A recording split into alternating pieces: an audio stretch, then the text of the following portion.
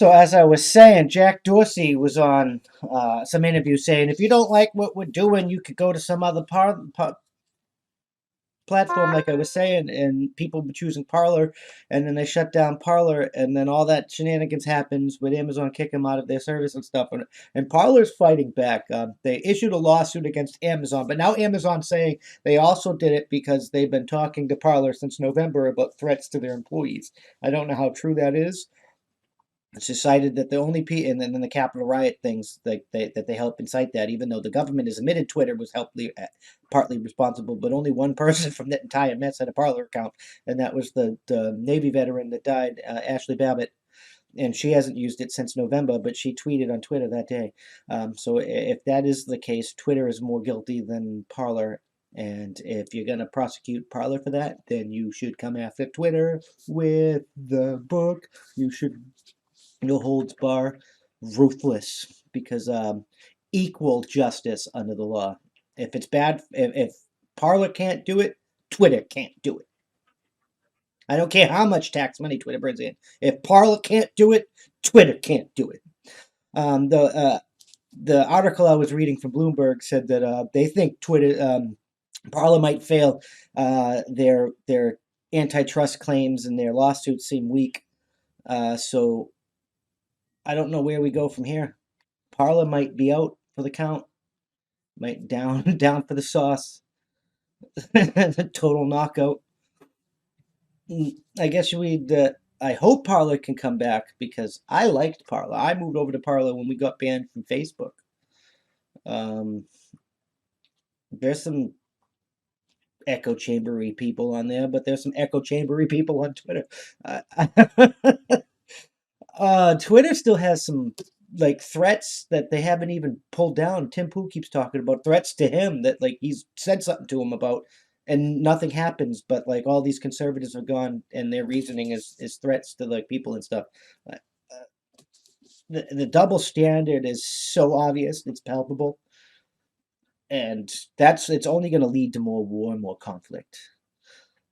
Uh, Twitter is part of the problem, and Jack Dorsey needs to pull his head out of his ass and unfuck that mess, or he's responsible for the if war happens and sedition uprises because of it, especially now that it's a leftist echo chamber and he's supporting the left hate.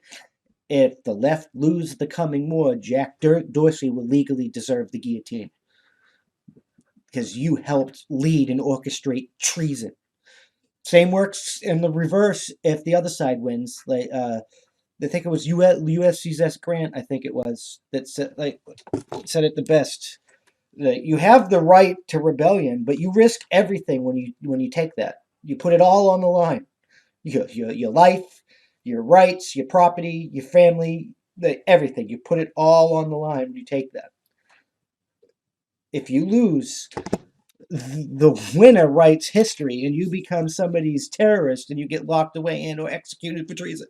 That's how it works. That's how it's worked throughout history. That's how it works.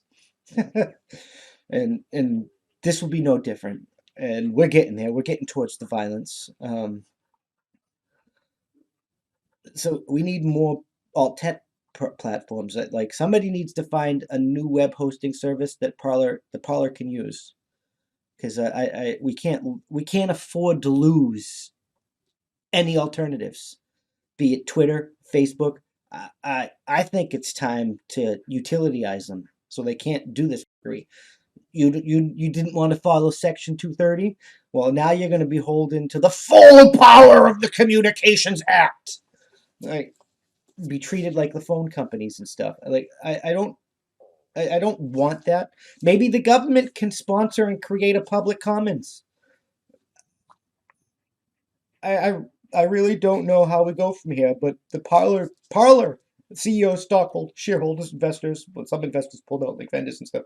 They shouldn't be forced to suffer because some idiots did some idiotic. And now, be mind you right, I support your right. So I don't support what you did, but I support your right to choose that you wanted to do that because you have the right to rebellion and remove your government. But that was truly stupid. It's 2021. It's the onset of the 21st century, end of the 20th century. It's not 1865 up in this. Occupying a nation's capital doesn't give you control of the nation anymore. There was no symbology. There was no point. There was no victory. There was no gain. There was only loss in that endeavor. Even if you really wanted a rebellion, that is a stupid strategic move.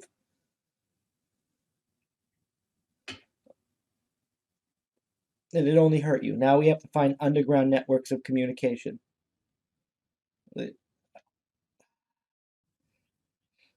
Well, us here at that some point, we're rooting for you, Parler. We really are. We want all you to get back up.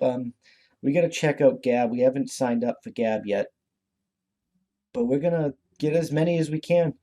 If we had the money, we would create our own platform just because. And we really need to figure something out because we can't survive like this. Not as a nation. And one side isn't going to dominate the other. So, like, you're not going to get your nation surviving under your values if there's war, and we're not going to get our nation surviving under our values if there's war. One of two things are going to happen. We're going to fracture into multiple countries like the Soviet Union, or we're going to, like, and I mean, like, we're going to split in half, like, divided line, or like, but I think it's going to be worse than that. We're going to split up into multiple different countries. More than one, more than two, more than three. I don't think America can recover from another civil slash revolutionary war. I don't think we can. I think we'll be completely toast. Now maybe that's our karma. We've been nation building all over the. We've been attacking big like consolidated landmass states and democracy programming, nation building, and turning them into little nation states that we can help control with our values. Maybe it's a little karma coming back to time for some nation building in the United States of America. Like, people have been calling the leftists useless idiots for the establishment, but I'm starting to think the establishment was useless idiots for the left.